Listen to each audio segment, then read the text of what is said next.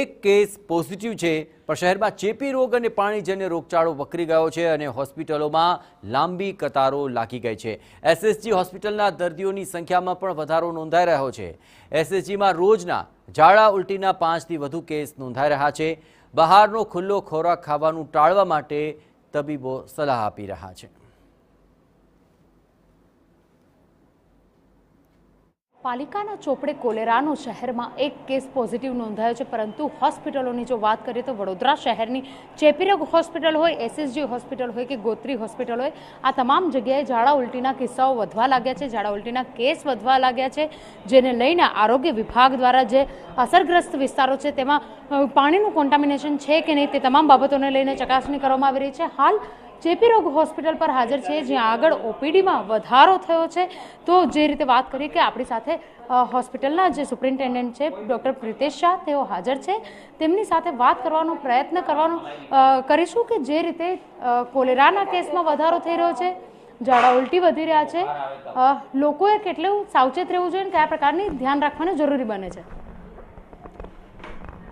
હા, દર વર્ષે જ્યારે આ વરસાદની સિઝન આવે એટલે પાણીજન્ય અને વાહકજન્ય એટલે મચ્છરજન્ય રોગોના કેસમાં વધારો થાય, એ ટ્રેન્ડ ચાલુ વર્ષે પણ જોવા મળી રહ્યો છે। ચાલુ વર્ષે પણ જે પાણીજન્ય રોગો છે, જે કહેવા કે ટાઇફોઇડ, કમળો, ઝાડા ઉલટી એવા કેસ જોવા મળી રહ્યા છે। કોઈ પર્ટિક્યુલર કોઈ પોકેટમાંથી નથી, છૂટાછવાયા બધા જોવા મળી રહ્યા છે। સાવચેતી માટે તો હું એવું કહીશ કે પાણી ખાસ કરીને સ્વચ્છ પીવાનું રાખવું જોઈએ। શક્ય હોય તો ઉકાળેલું પાણી પીવું જોઈએ। બહાર જે લારી કલ્લા પર જે ખોરાક વેચાતો હોય એ ખોરાકની સાથે જે પાણી પીરસાતું હોય છે એ પાણી સ્વચ્છ ના હોય તો પણ આ પ્રકારના રોગ થઈ શકે, એટલે શક્ય હોય તો બહારનું ખોરાક ટાળવો જોઈએ। હાથ અને વાસણ જે પાત્રમાં આપણે ખાતા હોય એની પ્રોપર સફાઈ હોય એ જોવું જોઈએ। ઘરની આજુબાજુ જો કોઈ જગ્યાએ પાણીની પાઇપલાઇન લીકેજ જણાય તો એને તાત્કાલિક રિપેર કરાવવી જોઈએ।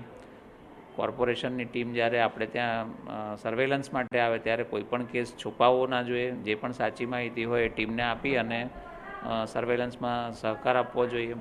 સર, જે રીતે વાત કરીએ કે ઝાડા ઉલટીના કેસમાં વધારો થઈ રહ્યો છે, શહેરની અંદર કોલેરાનો એક પોઝિટિવ કેસ પણ નોંધાયો છે, આપણી હોસ્પિટલમાં ઝાડા ઉલટીના કેસમાં કેટલો વધારો જોવા મળી રહ્યો છે? ના, હજુ આપણે ત્યાં એવા કોલેરાના કોઈ શંકાસ્પદ દર્દી જણાયા નથી। ઝાડા ઉલટીના કેસ ચોક્કસ રિપોર્ટ થાય છે।